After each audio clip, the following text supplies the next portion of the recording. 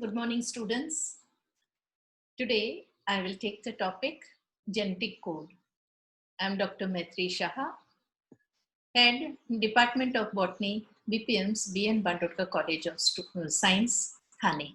Dear students, this topic comes under the course code USBO 503, Unit 1. Usually the question which is asked on this topic is, what is a genetic code and what are the properties of the genetic code? Today I will discuss this topic under two headings, major headings. One is introduction and second is the properties of genetic code. Now, dear students, each one of us know what is the central dogma. Now, if I have to speak about central dogma, I usually say that it is a beautiful language which we student of genetics try to decipher. And what is a genetic code? A genetic code is again an interesting language which speaks using codes. Students, today what I did was I tried to find out what is the dictionary meaning of this coded language. And in Colin's online English dictionary, I found that coded messages, coded messages have word or symbols which represents other words so that the message is a secret. The message is a secret. So in coded language, the words or symbols are used which represents other words and the message remains a secret unless you know the system behind the code. So we have to know the system behind the code to understand what is being communicated. So dear students, this is quite interesting. And let me come to the central dogma. Now, what is central dogma? Central dogma is the flow of genetic information. We all know that genetic information, we find the storehouse for genetic information is the DNA. DNA, by the process of transcription, we know it is transcribed and we know it is transcribed into RNA. The translation of the message which is coded on the RNA gives us the amino acid or it gives us the proteins. So the central dogma states that the flow of genetic information takes place from the DNA to the RNA and then from the RNA into proteins by the process of transcription and translation. So friends, let us now study the definition of genetic code. Genetic code is a specific set of rules and regulation, and it directs the translation of the message which is in the DNA, and it is transcribed and translated into amino acid. It is a specific set of instructions which is in the coded form on the DNA and which is translated into proteins. Now, the word genetic code was it was given by George Gamow. Now, to know about the genetic code, I'd like to tell you that genetic code is almost universal. Okay, it is nearly universal. There are certain exceptions like in mitochondria, in bacteria, in protista, where we find there is some amount of very minor variation. So that's why we use the term that genetic code is nearly universal. Now, the genetic information which the DNA carries is in the form of a triplet. So it is in a form of a triplet. Now here I'll deviate a bit and I will tell you a small story. Students, when we go to a library, if we are studying the language, we are studying it in English, then in that case, let me talk about an articulate language. Okay, what is an articulate language? We go to a library which has so many books. We pick up one book and we open it. And when we open the book, we find it has got chapters. These chapters are made up of paragraphs. And in the paragraphs, we find sentences. I'm talking about English language. So let me see what is there in the sentence. The sentence has a meaning. The paragraphs have meaning. The sentences have meaning. Now, these sentences are made up of words. And these words also have meaning. And these words consist of, it is made up of letters. Since I'm talking about English language, we know that English language has the letters from A to Z. So it has got the letters. Now, how are the words made? The words are made by maybe one letter, sometimes in two letters, sometimes three letters, sometimes more than three letters. So it depends. For example, in this sentence, I'll say, I am Dr. Maitri Shah. So you can see I is one letter, am is two letter, doctor, D-O-C-T-O-R, it is 6 letters. So that way, the number of letters in each word varies. And they are all strung together to make a sentence. And it communicates. And we understand the meaning of that sentence. So it is an articulate language. So friends, what is a coded language? A coded language is in the form of symbols. It has got many layers, and to understand those layers, there are many rules, specific rules. And if you understand those rules, then you can decipher the message or what that message wants to communicate. So that is your coded language. Now coming back to genetic code, here it is written that DNA carries the genetic information. So it wants to communicate. This information is written. It is written in a coded form, and this code is made up of nitrogen bases, and only in the form of triplet. That means each word is not made up of one letter, two letter, but it is made up of 3 letter. So we call it as a triplet. Then what happens? It is to understand the message, there is a process which is called as transcription. So this transcription, when the DNA is transcribed into a messenger RNA. What is a messenger RNA? It is a single-stranded polynucleotide chain, and this messenger RNA is translated into proteins. But what does this messenger RNA consist of? It consists of adenine, guanine, cytosine, and uracil. These are the letters. The letters are adenine, A, guanine, G, cytosine, C, and uracil, U. Now, to understand what I have just told, let us first see the messenger RNA. I have drawn a line diagram for you, and here you will find, what do you find over here? Students, if you look carefully, you will find that there is a line, and this is your messenger RNA. And from the line, you can see there is a coded language over here, and this code is in the form of nitrogen base. What are the nitrogen base? I have just told you, they are UCAG.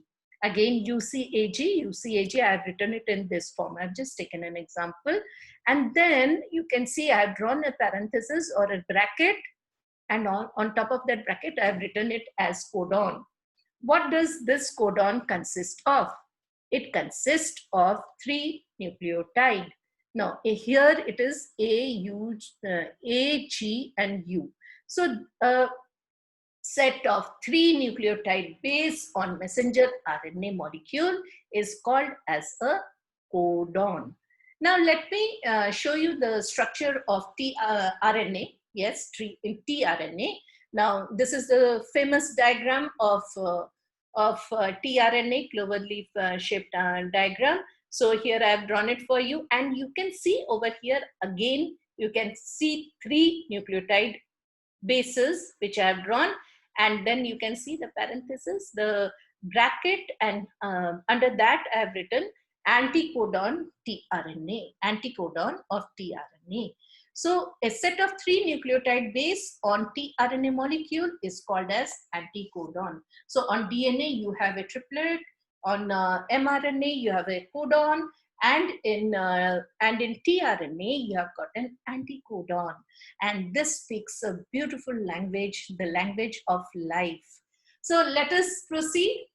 Each codon in mRNA is translated into a particular amino acid.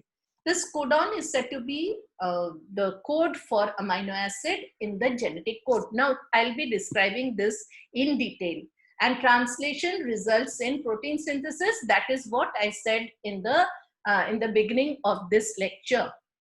Let us come to the next part of my lecture, that is properties of genetic code. I told you in the question that you can get a full question related to properties of genetic code. So we will study this part in detail. So let us start. What is the first property of the genetic code? I have written it as the genetic code is triplet. The genetic code is triplet. So it is a coded language. So it is a coded language where there is a specific rule which tells that each word in this language or each word is made up of 3 base sequence, which is called as codon. And each word of the triplet codon, it specifies a single amino acid. If you have understood what I have told, then you'll understand this, this particular example. So 3 base sequence in the codon is UUU. Okay, it is UUU. And what does it specify? It specifies the amino acid phenylalanine. Take the second example. The amino acid is tryptophan, which is the code which specifies tryptophan, which is an amino acid. It is UGG. So I've just taken 2 examples, and it tells you that the genetic code is triplet. Now, students, only 20 amino acids take part in protein synthesis. If that is so, then in that case, how does 4 nucleotides specify 20 amino acid?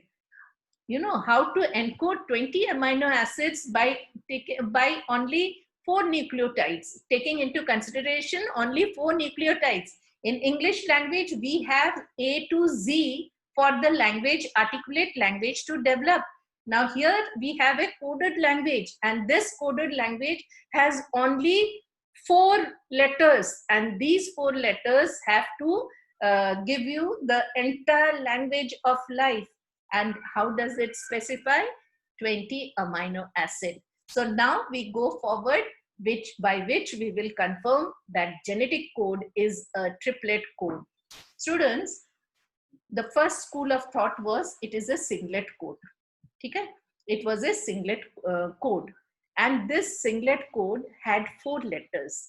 And these letters were nothing else other than the nitrogen base. So what was the nitrogen base? U, C, A, G.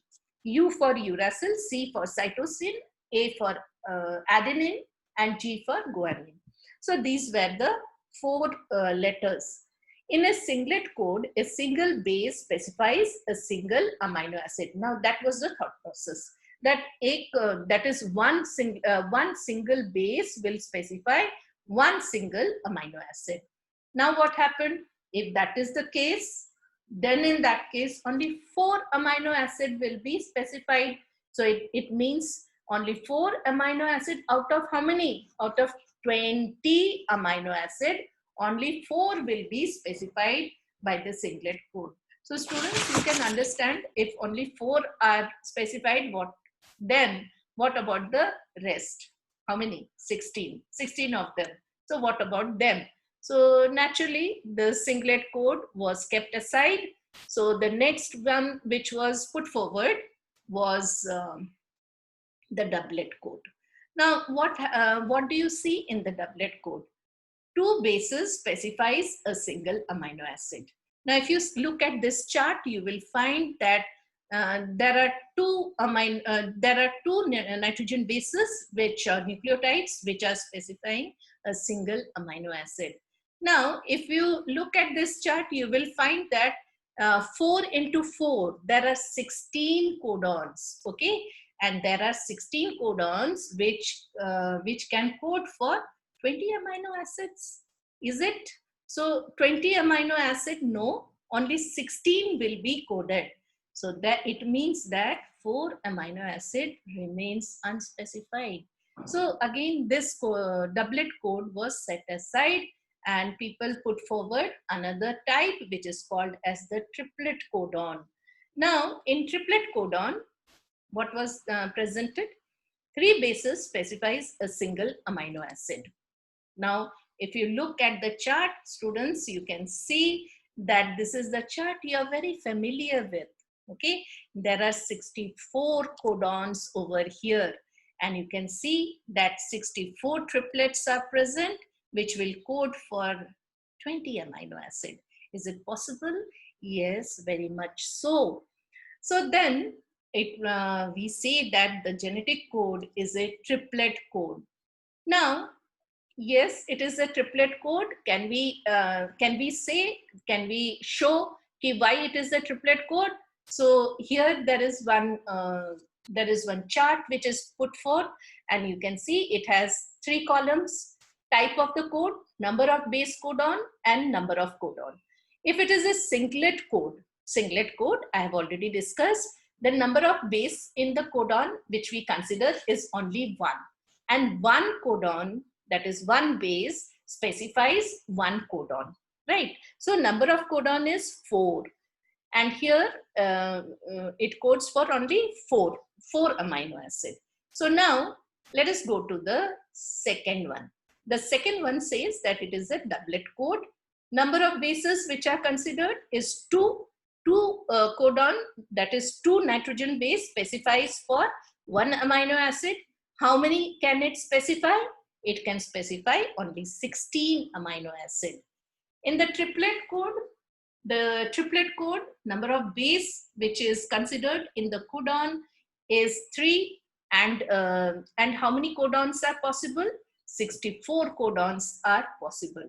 So in 1954, it was George Gamow who first suggested the triplet code. He coined the term triplet code. Now, let us look at this example. It's a very interesting example. So you can see over here that I have put an original sequence, that is the triplet codon. I'll just go back, and you can see over here, it is an original sequence, and this sequence it is showing the triplet codon. Now, if you see the original sequence of the amino acid, you will see AUG is methionine, CUG is leucine, CUC is leucine again, and UGU is cysteine, GCC is alanine, and GCC is alanine. So this is the original sequence of the triplet codon, and this is the original sequence of the amino acid. Now what happens? One nucleotide G is deleted from the second reading frame. So you can see over here, I have deleted G from here, and then what happens? When G is deleted, then what happens is that the reading frame changes. So once G is deleted, you get AUG, which is original. Then CU is also original. G is deleted, so the C comes over here. So it becomes CUC. The entire reading frame changes. So you can see I have drawn the color different. So it becomes UCU, GUG, CCG, and CC. What has happened? One nucleotide has been deleted. Now over here, what happens is that when you read them, methionine is the same. And leucine, it just so happens that it is the same because it is a property which I will be taking later. It is called as redundancy or degenerate. Now UCU is serine, and GUG valine, valine or valine. So CCG proline. So now you can see after leucine, the sequence has changed. The original sequence of amino acid is different and this is different. So what happens is that deletion of one nucleotide, the frame shift mutation occurs. It results in non-functional protein. So this is what happens if one nucleotide is deleted. Now let us see if this is the original sequence, same as what I had taken in the earlier example. And then this is the original sequence of the amino acid. Okay, this is the original sequence. And then what I have done is I have removed two nucleotides. That is the G from the second reading frame and C from the third reading frame. If you do that, if two nucleotides are deleted, then what happens is that after AUG, you get CU, and then G and C is removed and you get U after that. So it becomes CUU, CUG, UGC, CGC. Why? Because two nucleotides are deleted. Okay, two nucleotide G and C is deleted. So you can see after methionine, all the amino acids have changed. All the amino acids have changed. Deletion of two nucleotide, it causes frame shift mutation. It results in non-functional proteins. Now, why I'm taking this? I'll prove that it is, I'll show it to you that it is a triplet codon. Now, let us again take the same sequence and you will see it starts with AUG, methionine, the original sequence of the triplet codon, original sequence of the amino acid. Now what happens over here? Three nucleotides are removed. Okay, one, the last nucleotide from the second reading frame, and two from the third reading frame. And three nucleotides G, C, and U are deleted. So when then that happens, what happens is after methionine, you get leucine. Okay, you get leucine. But then you can see that when this happens, then it comes back to the original form. You get again leucine, cysteine, alanine, alanine. So you can see over here, methionine, leucine. One leucine is deleted and then cysteine, alanine, alanine. It is the same. So it means that the reading frame is always, contains three nucleotides. So this is one example which said that the codon is triplet. Deletion of three nucleotides results only in deletion of one amino acid. However, the protein is dysfunctional. So this was the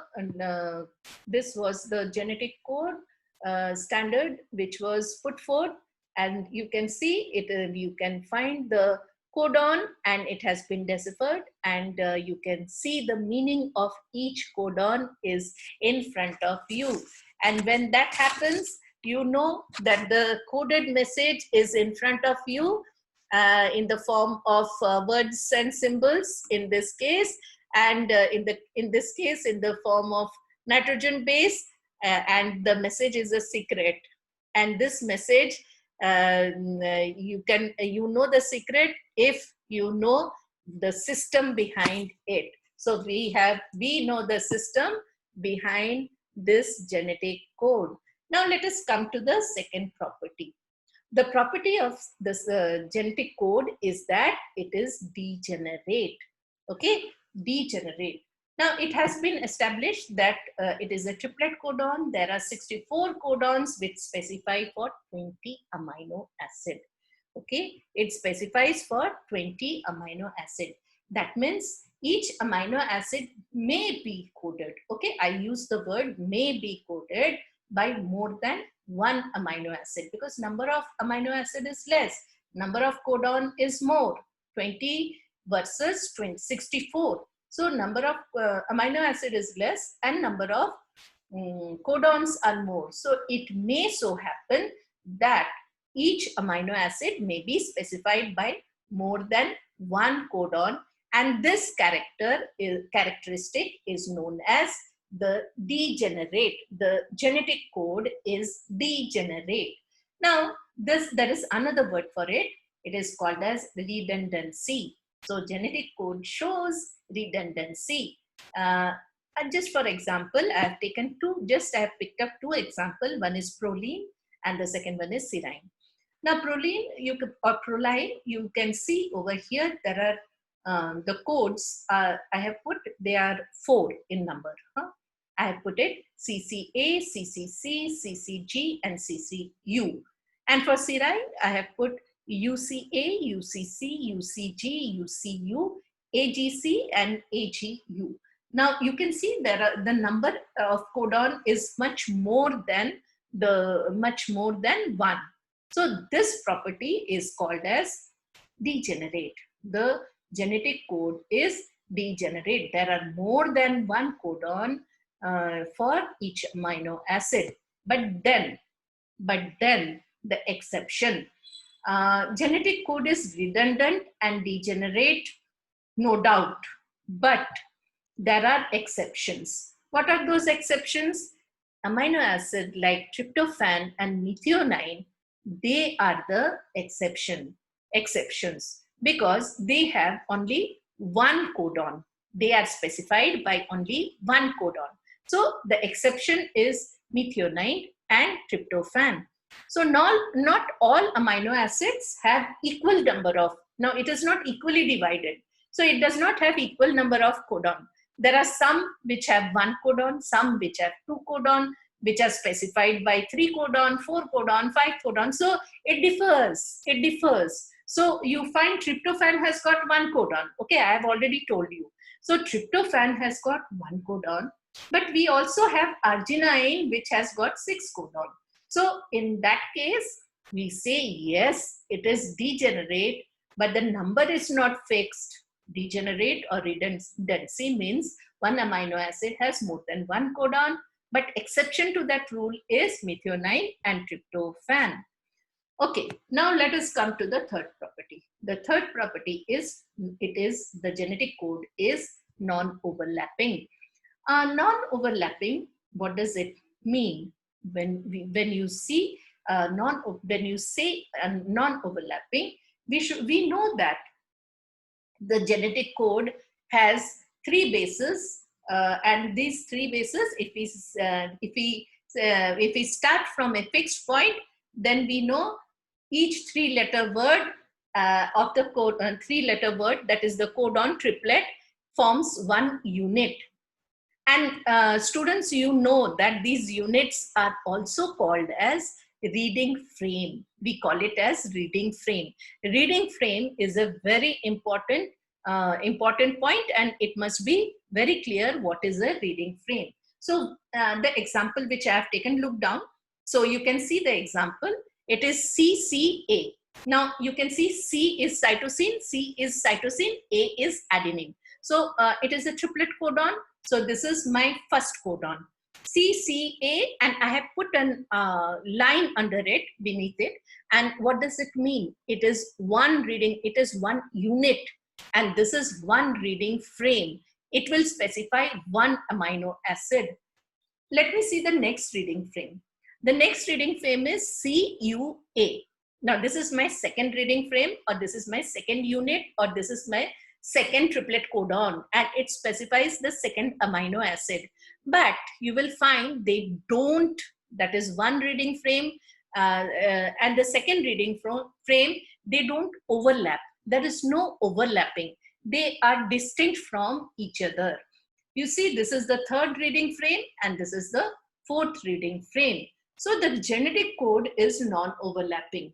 Overlapping and non-overlapping. Now this is one definition which I could get, and this is the reference for it. A non-overlapping code uses codon that do not share any or the same nucleotide. So there is no sharing of nucleotide. They are distinct. They are single unit, and they specify an amino acid. So that is what is overlapping. Now the next property is that the genetic code is comma-less. Now in articulate language, where do we put comma? If I want to have a punctuation, or if I want a gap, if I want to pause, then in that case, I put a comma. In our genetic code, which is our coded language, here we don't have any punctuation mark. So the genetic code is comma-less. There are no gaps, there are no untranslated nucleotides, there are no comma, there are no pauses in this code. Genetic code does not have any untranslated nucleotides. It does not have any gaps between the reading frames. So here, look down, you can see on the screen, the first reading frame has come. It is CCA. Okay, this is the first reading frame. This is the first unit, single unit, which is translated into an amino acid, and then comes the next reading frame. Can you see any gap between them? There is no gap, isn't it? There is no gap. So the first reading frame continues, and it, without a gap, without a pause, without a comma, it continues into the second reading frame. But mind you, the earlier property, it is non-overlapping. Okay, it is adjacent, but it is non-overlapping. There is no gap. So it is non-overlapping and it is comma-less. So you can see the comma-less reading frames. There is no gap, no punctuation mark between the codons. Now let us look at the next one, the next property. It is said that the genetic code is unambiguous. Now let us see what is unambiguous, a property which tells us that genetic code is unambiguous.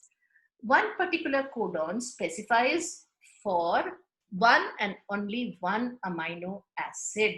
So it means that if there is a codon, triplet codon, it will specify for only one amino acid. So CUA will specify for leucine, and UUU will specify for phenylalanine. One codon, one amino acid. So it is unambiguous, highly specific. So it is unambiguous and highly specific. The genetic code is universal. If you remember, I have taken it before. It tells us during, I think in introduction, I have taken that genetic code is universal. Nearly all living organisms have the same genetic code. So if CUA codes for leucine, then it will code for leucine in microbes. It will code for leucine in plants. It will code for leucine in animals. So across the living organisms, CUA will code only for leucine. UUU codes for phenylalanine in all organisms. So that's why it is said that the same code applies for all organisms. Now let us come to the next property, initiation codon. That is called as the start codon.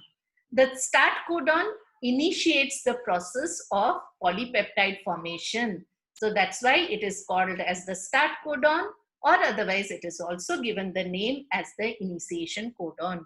So across organisms, it has been found that AUG serves as the code for the initiation codon. AUG is present in mRNA as the start codon, and AUG also codes for an amino acid. The name of the amino acid is methionine. So there is a start codon corresponding to amino acid methionine in eukaryotes and N-formyl methionine in prokaryotes. When translation begins, it always starts with methionine. At a later stage, what happens that methionine is removed, but if it comes in between the messenger RNA, then it is always translated into methionine and it is not removed. Only the first, that is the starting, the start codon is always the initiation codon. And you have to see that AUG is always called as, you will like you know that already, that it is called as the start codon or it is called as the initiation codon. As we have the initiation codon, we also find that there is a termination codon or the stop codon.